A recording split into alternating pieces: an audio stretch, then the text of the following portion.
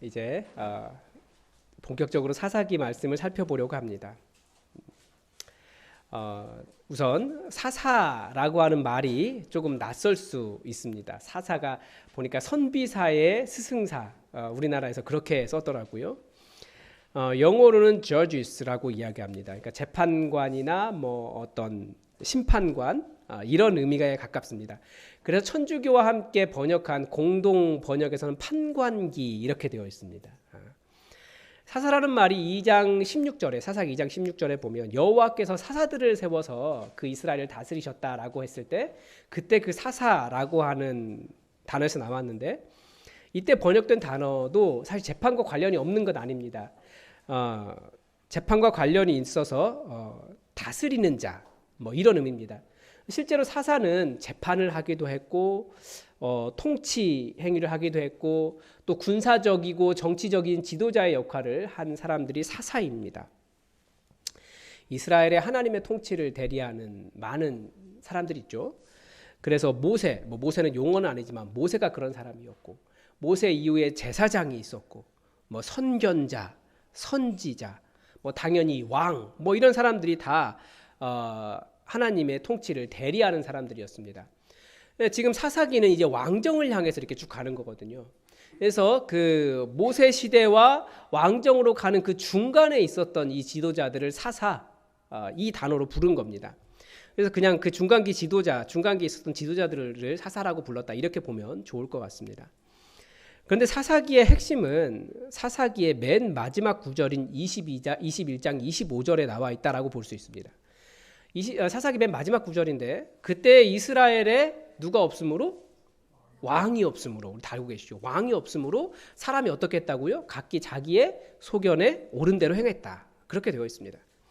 이스라엘에 왕이 없었기 때문에 이 두 가지 의미를 다 가지고 있습니다. 하나는 실제로 이스라엘에 뭐 사울, 다윗, 뭐 솔로몬 이런 인간 왕이 없었기 때문에 라고 하는 의미도 가지고 있습니다. 그런데 이스라엘의 왕이 세워진 이후에 실제 하나님의 뜻에, 하나님 마음에 합당하게 행한 왕은 서너 명밖에 되지 않습니다.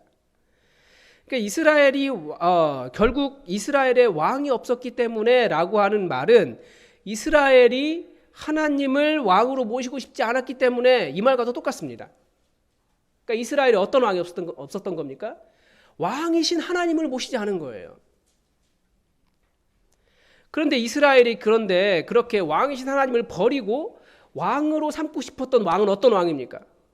말씀에는 사람이 각기 자기의 소견에 옳은 대로라고 되어 있으니까 아주 쉽게 말하면 자기 중심성, 그냥 내 마음대로 살고 싶어요, 내가 왕 되고 싶어요 라고 하는 의미입니다. 그러니까 성경의 용어대로 자기 소견에 옳은 대로라고 하는 말을 성경의 용어대로 바꾸면 세상 풍조를 따르고 공중권세 잡은 자의 의견을 옳다라고 말하고 하나님께로부터 오지 않은 육신의 정욕과 안목의 정욕과 이생의 자랑을 따랐다라고 하는 겁니다. 그게 다 옳은 거라고 생각을 한 거예요. 이제 우리가 이스라엘의 성공과 실패를 말씀을 통해서 보게 될 텐데, 여러분, 무엇이 성공이고 무엇이 실패이겠습니까? 왜 이스라엘은 하나님이 성공이라고 하는 길을 따라가지 않고 실패하는 길을 갔습니까? 그들의 눈에 보기에는 그것이 성공이었기 때문에 그렇습니다. 하나님 따라가지 않고, 하나님 말씀 따라가지 않고 하나님을 신뢰하지 않을 때 사람들은 이게 성공이야 라고 말하지만 그것 따라가는데 사실 그게 실패하는 길이었다라는 거예요. 그래서 우리가 이 사사기의 말씀을 통해서 성공, 탐욕이나 인간의 각자의 소견을 성공이라고 주장하지 않고 하나님 아버지께로부터 오는 그것을 성공이라고 판단하는, 우리 성공이라고 하는 기준을 바꾸고 그래서 정말 다른 삶을 하나님의 기준으로 판단하는 법을 우리가 이 사사기를 통해서 배워갔으면 좋겠습니다. 먼저 1장에서 3장 6절까지는 서론에 해당합니다. 이 부분도 둘로 나눠집니다. 2장 6절에 보면, 그러니까 지난주에도 봤지만 1장 1절에 여호수아의 죽음 이야기가 나오죠. 그리고 2장 6절에 가면 여호수아의 죽음 이야기가 또 나옵니다. 그러니까 여호수아의 죽음과 함께 이스라엘의 어떤 어떤 결정적인 변화가 있었다라는 것을 가르쳐 주는데요. 그런데 사람의 변질이 절대 한순간에 일어나지 않습니다. 그리스도인이 좋은 신앙인의 성장도 한순간에 이루어지지 않는 것처럼 과정이라고 하는 것이 있어요. 그러니까 이스라엘도 점점 이렇게 하나님으로부터 멀어져가는 어떤 과정을 겪게 된다는 거죠. 그런데 그 변화에 담긴 결정적인 문제가 있습니다. 그게 뭘까요? 여호와 하나님을 신뢰하는가? 이 문제입니다. 오늘 본문을 통해서 이스라엘이 하나님을 신뢰하지 않으면서 자기들이 하나님을 신뢰하고 있다고 착각하고 있는 것을 발견할 수 있어요. 먼저 결론부터 이야기하면 여러분, 하나님을 절반만 신뢰하면 하나님을 신뢰하는 겁니까? 그 절반만 신뢰한 것도 신뢰한 겁니까? 근데 그 절반만 신뢰한다라고 하는 것은 무엇을 의미합니까? 내가 할 수 있는 것, 내가 이해되는 것, 내가 받아들일 수 있는 것, 그것만 믿고 따르겠다는 뜻입니다. 내가 받아들일 수 없으면, 내가 이해할 수 없으면, 내 상식에 말이 안 되면 받아들이지 않겠습니다. 그건 하나님을 신뢰하지 않는 거라는 거예요. 이스라엘이 어떻게 했는지 한번 보겠습니다. 여호수아가 죽은 후에도 여전히 정복하지 못한 땅들이 많이 있었습니다. 그래서 이스라엘이 하나님께 물어봐요. 1장 1절 2절에 보면 여호수아가 죽은 후에 누가 먼저 올라가서 가나안 땅을 치리이까? 이렇게 하나님께 여쭤보았습니다. 여호와 하나님은 유다가 먼저 올라가라 라고 하셨습니다. 그러니까 하나님께서 응답하시고 말씀하시고 그들을 인도하시는 거예요. 그런데 한 가지 약속이 있습니다. 어떤 약속입니까? 보라, 내가 이 땅을 그에게 주었노라. 그의 손에 넘겨주었노라. 이것이 하나님의 약속이었습니다. 그런데 유다의 선택은 어떻습니까?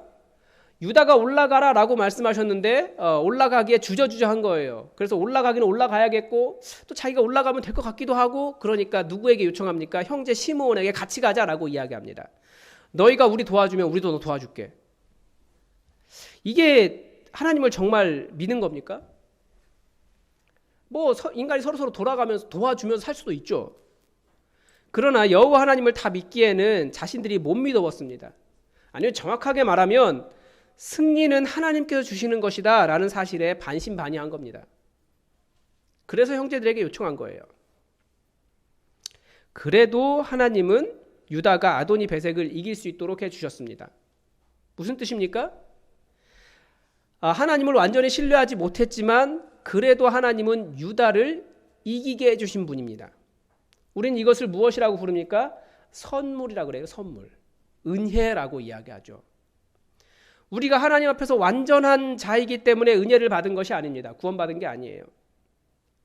사탄이 항상 우리에게 하는 말이 이것이라고 말씀을 드렸습니다. 사탄은 우리에게 조건을 걸고 네가 그걸 만족했으니까 그래 승리한 거야. 그렇게 우리를 가르칩니다. 그리고 우리도 우리의 부족함을 사탄이 계속 지적하면서 사탄이 참소할 때 그래 그거 보니까 그래 나는 하나님의 사랑을 받기에 합당하지 않아. 그러니까 하나님께 내게 이렇게 잘 안 해주시는 거야 라는 생각을 하게 된다는 거예요. 그러나 하나님은 어떤 분이십니까? 성경이 정말 알기를 우리에게 요구한 하나님에 대한 고백이 있습니다. 여호와께 감사하라. 그는 선하시며 인자하심이 영원함이로다. 이게 하나님에 대한, 하나님이 어떤 분이신가에 대해서 아주 단적으로 보여주고 있는 구절입니다. 그러니까 우리 하나님은 선하신 분, 어떤 분이십니까? 좋으신 분이십니다. 제가 이거 보니까 하나님 안 좋으신 것 같은데요. 우리 그렇게 이야기하는데 아니에요.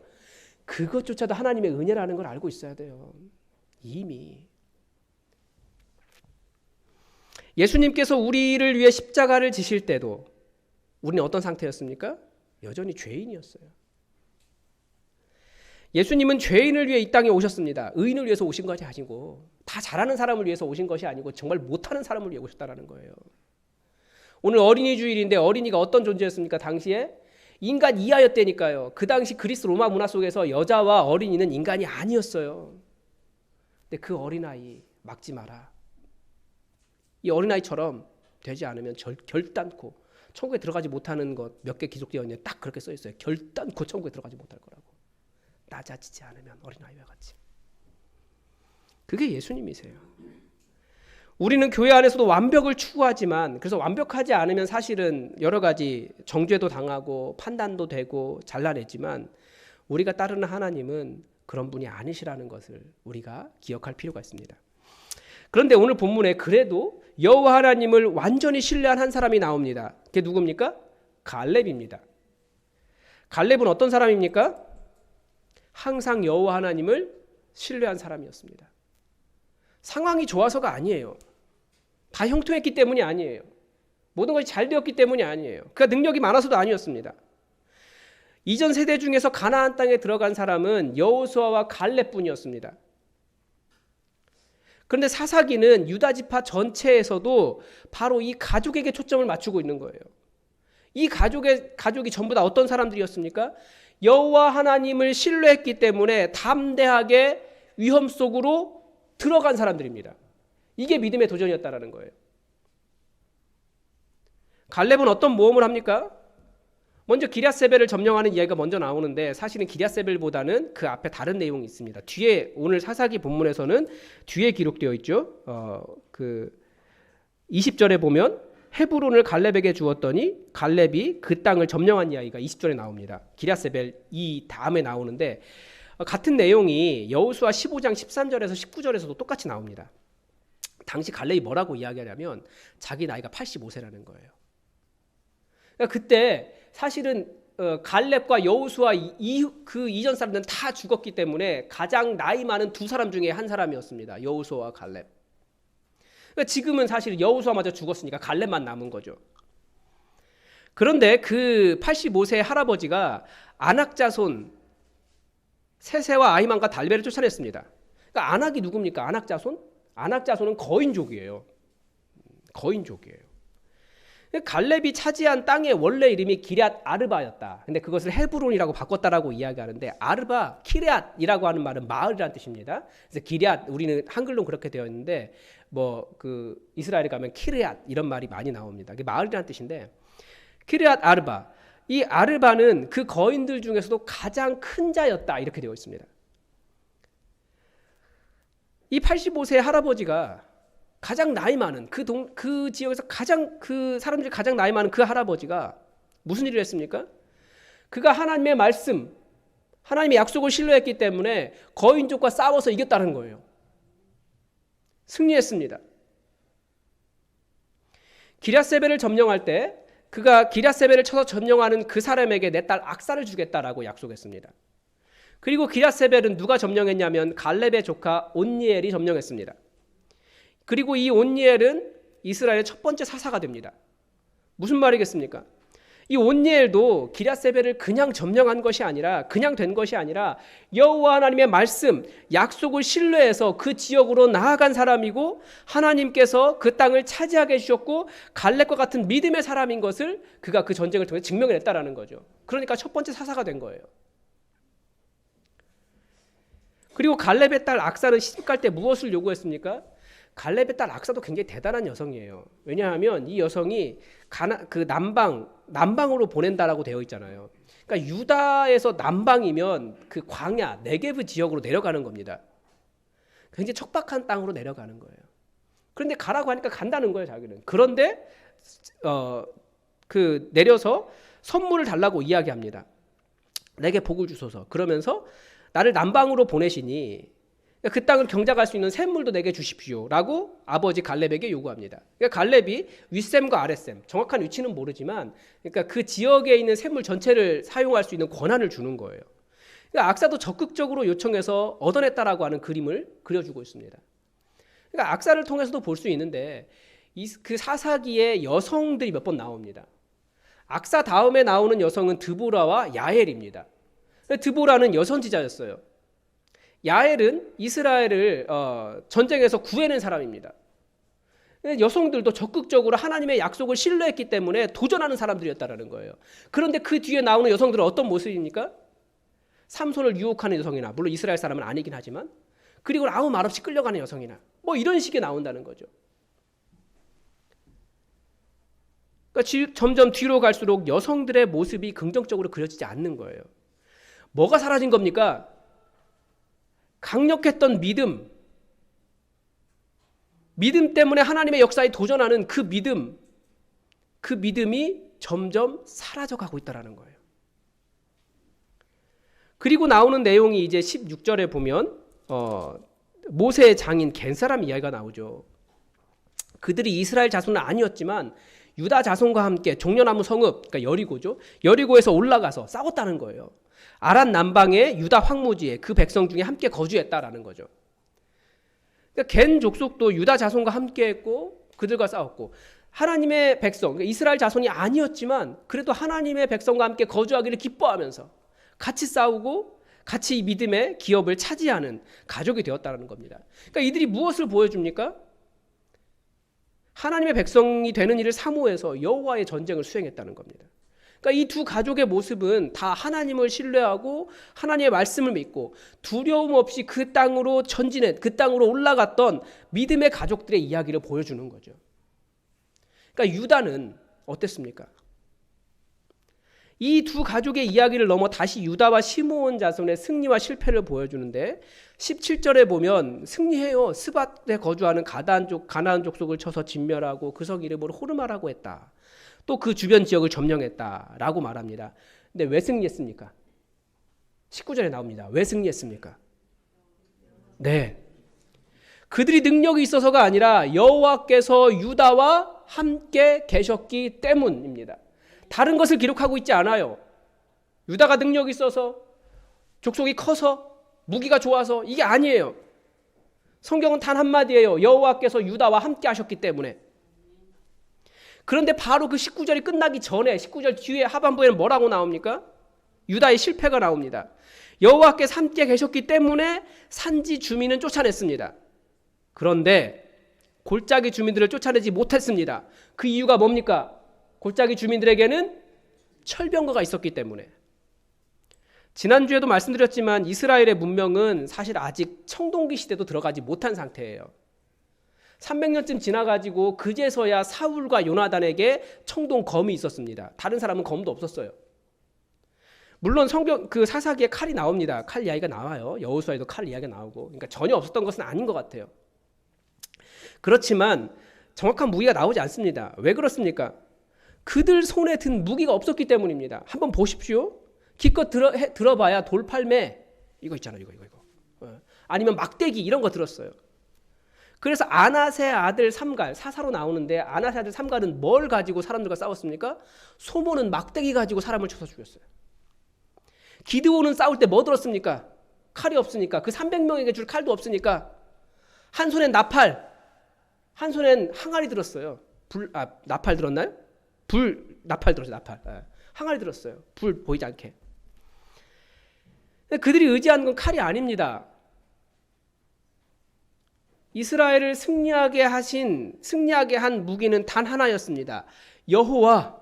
여호와께서 그들과 함께 하셨기 때문입니다.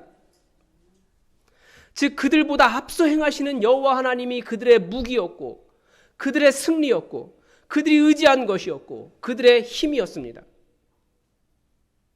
철병거 때문에 골짜기의 주민들을 몰아내지 못한 것이 아니라 자신들의 진짜 힘이 무엇인지 제대로 인식하지 못했고 자기들의 진짜 힘인 여호와 하나님을 의지하는 법을 몰랐고 그래서 철병거에게 도전하지 않았다라는 거예요. 유다는 여호와 하나님을 신뢰한 것입니까? 아니면 자기가 할 수 있는 데까지만 한 겁니까? 자기가 할 수 있는 자기 능력 범위 안에서 한 거예요. 그건 믿음의 도전이라고 말할 수 없습니다. 그건 하나님을 신뢰한 것이 아닙니다. 자기 소견에 옳은 대로라고 말하는 게 이거예요. 내가 할 수 있는 것까지, 내가 감당할 수 있는 것까지 내 능력 범위 안에서만 하겠습니다 라고 말하는 건 믿음의 도전이 아니에요. 철병거 보이면 저 그거 못해요 라고 말하는 건 하나님 신뢰하는 것 아니에요. 하나님을 신뢰한다는 것은 하나님을 의지하여 내가 할 수 없다고 생각하는 철병거에 도전하는 겁니다.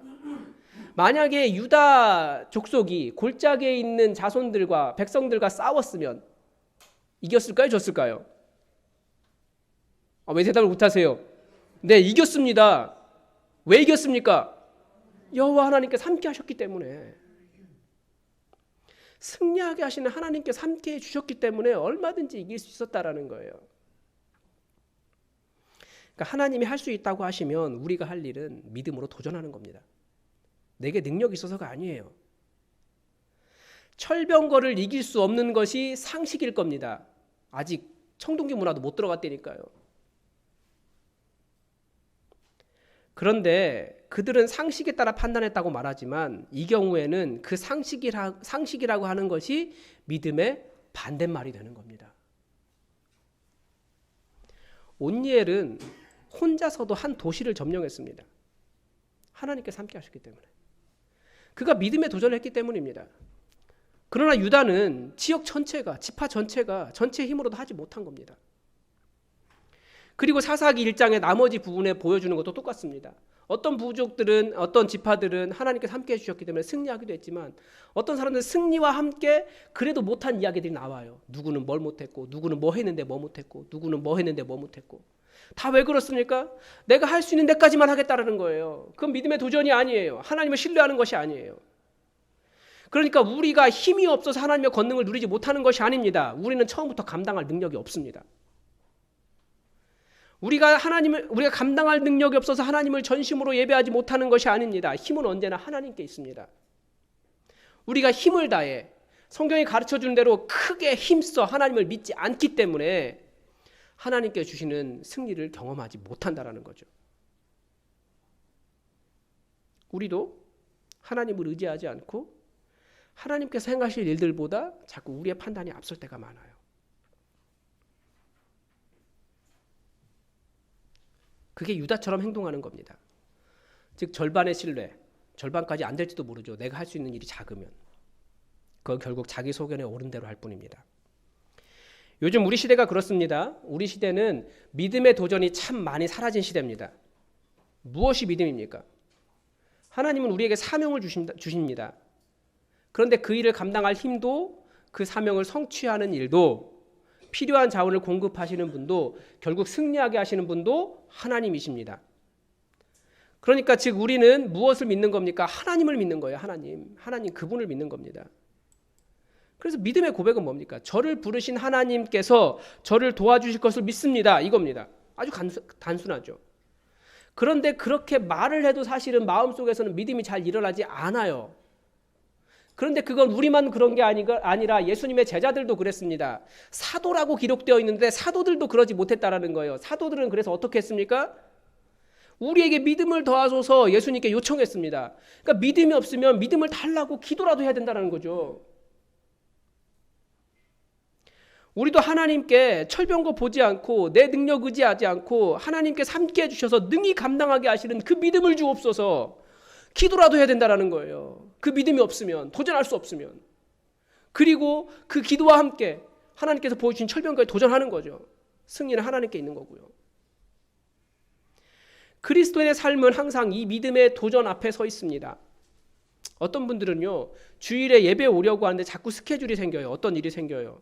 물론 이게 어떤 분들에게는 아무런 문제가 되지 않을 수 있습니다. 주일은 당연히 교회 가는 것이지. 그런데 어떤 분들에게는 또 그것이 문제가 될 수도 있어요. 얼마든지.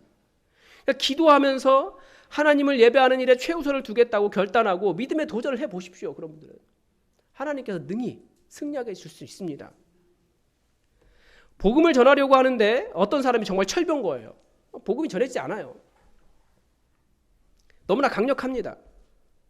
그런데 사람이 예수님 믿게 되는 일은 신비입니다. 신비. 어떻게 되는지 몰라요. 우리가 설득하는 게 아니에요. 복음을 증거할 뿐이에요. 전할 뿐이에요. 하나님께서 하시는 일이에요. 하나님을 의지하면서 도전해 보십시오. 여러분 우리가 교회를 세워가고 있습니다. 그런데 교회를 세워가는 일도 그렇습니다. 이리저리 계산하면 여러분 교회가 세워질 수 있습니까? 한번 생각해 보십시오. 우리 교회가 여기까지 온 것 전적으로 하나님 은혜 아닙니까? 누가 내가 했다라고 말할 수 있습니까? 그렇게 말할 사람은 아무도 없습니다. 제가 요즘 청년부를 생각하면서 그렇습니다. 청년부 예배는 해야겠고 청년부도 조직을 해야 되겠고 그런데 아무리 계산해도 청년부가 모이는 것이 너무 어려웠습니다. 확정적으로 가능한 사람은 몇 명이었을까요? 한 명이었습니다. 그때 정말 얼마나 막막했는지 여러분 아마 모르실 거예요. 청년부만 생각하면 눈물이 날라 그래요. 그래서 교회 오는 차편도 좋지 않고 오후에 아르바이트도 해야 되고 청년들도 나름 일주일 동안 열심히 살아서 그때 딱 친구 만나고 쉬어야 되겠고 예배를 또 하나 진행하는 것은 저에게는 엄청난 영적 전쟁을 치러야 하고 체력적으로도 쉽지 않습니다. 여러분들 잘 이해하지 못하시겠지만 설교를 준비하는 것보다 찬양을 준비하고 찬양 하나를 준비하고 인도하는 게 훨씬 더 어렵습니다. 지난주에는 이런 이야기 하면 안 되지만 아무튼 새벽에 코피를 닦으면서 일어났어요. 참 안타까운 것이 이렇게 예배 시간에 코피를 쫙 흘려야 되는데 아무튼 멀쩡한 모습으로 나왔어요. 그래서 처음에 딱 모인 게 3명이었어요. 3명. 그게 확정적인 인원이 3명이었어요. 근데 아주 조금씩 늘고 있습니다. 그래서 이제 한 6명이 안정적이에요. 6명 얼마 안 됩니까? 이거 엄청난 거예요, 여러분. 네, 나중에 숫자 가지고 판단하지 마세요. 저는 진짜 눈물 날 정도로 감사하고 이게 너무나 감사한 일이에요. 그래서 우리가 지난주에 가면서 그래 누구 오면 되겠다. 이번 주에 7명 모여보자. 그러고 헤어졌어. 숫자가 중요한 게 아니라 숫자가 중요하더라고요. 근데 청년부에 도전하면서 깨달았어요. 하나님께서 하라고 하시는 일은 내가 할 수 있는 일이기 때문에 하라고 하시는 것이 아니라는 것을 깨달았어요. 사명이란 항상 철병거를 대하는 것처럼 내가 가진 자원이나 능력으로 감당할 수 없는 일입니다. 그냥 내 능력으로 되는 일이면 사명이라고 부르지 않습니다. 노아가 방주를 짓는 일, 이게 가능한 일이었습니까? 아브라함이 자기 고향을 떠나 하나님께서 보여주시는 땅으로 가는 일이 가능한 일이었습니까? 모세가 애굽에서 그 거대한 바로에 맞서서 이스라엘 자손을 끌어내어서 가나안 땅으로 가는 일이 이게 가능한 일이었습니까?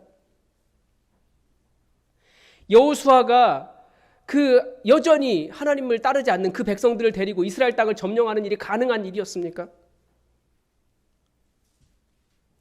사도들이 그렇게 맞으며 배고프며 괴로움 당하며 공격당하면서 교회 세워가는 일이 복음 전하는 일이 가능한 일이었습니까? 어느 것 하나 내 능력 범위 안에서 내가 컨트롤할 수 있는 것이 아무것도 없었습니다. 그렇지만 한 걸음 한 걸음 하나님 의지하면서 걸어갈 때 결국 하나님께서 하나님의 일을 이루시는 것이 사명입니다. 우리의 교회도, 우리의 예배도, 우리의 부흥도, 우리 가정교회도, 우리가 성경을 배우는 성경학교도, 우리의 교회학교도, 내 개인의 삶도 다 그렇습니다. 우리는 하나님께서 주시는 도전을 맞닥뜨리면서 나는 할 수 없으나 하나님께서 하시기 때문에, 하나님께서 함께 하시기 때문에, 임마누엘, 그렇기 때문에 우리는 하는 겁니다. 내가 할 수 있는 범위 안에서만 하면 그건 하나님을 신뢰하는 게 아니라니까요. 그건 내 일이죠, 내 일. 내가 얼마든지 할 수 있는 거예요. 하나님은 철병거를 앞에 두시고 도전하라고 하시는 거예요. 하나님 믿으면서. 여러분, 하나님을 절반만 신뢰하는 거, 사실 절반도 안 되는 거예요, 그건. 절반만 신뢰하는 것은 하나님을 믿는 것이 아닙니다. 그것은 여전히 내가 헌신할 수 있는 부분까지만 하고 정말 믿음의 도전이 필요하고 정말 하나님을 믿어야 할 때는 내 소견대로 살겠다라고 하는 것과 똑같습니다. 그래도 하나님께서 은혜로 우리에게 승리를 주시니까 우리는 만족하면서 내가 그래도 하나님 잘 믿는 사람이야 라고 착각하면서 하나님을 슬슬 떠나는 사람이 될 수 있어요. 그게 이스라엘의 이 사사기가 보여주는 겁니다. 하나님은 우리에게 우리의 능력을 넘어서는 하나님의 일을 도전하시고 결국 하나님께 사셨다. 하나님께 사셨다. 고백할 수밖에 없는 일들을 이루십니다. 그게 믿음입니다.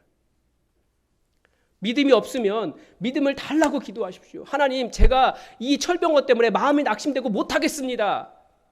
그럴 때 솔직하게 하나님께 나아가서 하나님, 제가 이 일 두렵습니다. 못할 것 같습니다. 믿음 주십시오. 그래서 감당할 수 있게 해주십시오. 제가 도전하겠습니다. 그게 우리의 기도가 되어야 된다는 거예요. 그리고 철병거에 도전하십시오. 우리에게 승리를 주시는 분은 누구십니까? 하나님이십니다. 우리와 함께 하시는 분은 누구십니까? 이 온 땅의 주인이신 하나님이십니다. 우리가 하나님 의지해서 믿음의 도전을 감당하고, 그래서 우리도 이스라엘과 동일하게 하나님께서 함께 해주셨기 때문에 우리가 승리했습니다. 그런 믿음의 삶을 살아갈 수 있길 바랍니다. 기도하겠습니다. 하나님 아버지, 오늘 이스라엘의 승리와 실패를 보면서 정말 우리가 가져야 할 자세가 무엇인지 믿음의 도전을 다시 한번 보게 됩니다. 우리 앞에도 철병거가 있고 우리도 하나님의 일들을 위해 나아가는데 우리를 어렵게 하는 일들이 있습니다.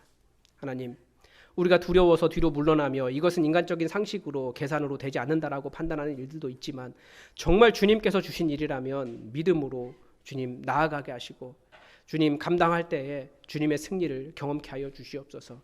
쉬워서 감당할 수 있어서 내가 할 수 있어서가 아니라 하나님께서 하시는 일이기 때문에 믿음으로 도전하라고 주신 일들이라는 것을 항상 기억하게 하시고 믿음으로 승리하는 삶이 되게 하여 주시옵소서. 주님께서 항상 함께 하시며 도우시길 원하며 예수님의 이름으로 기도드립니다. 아멘. 우리 다 함께 찬송가 390장으로 함께 감사의 찬양 드리겠습니다.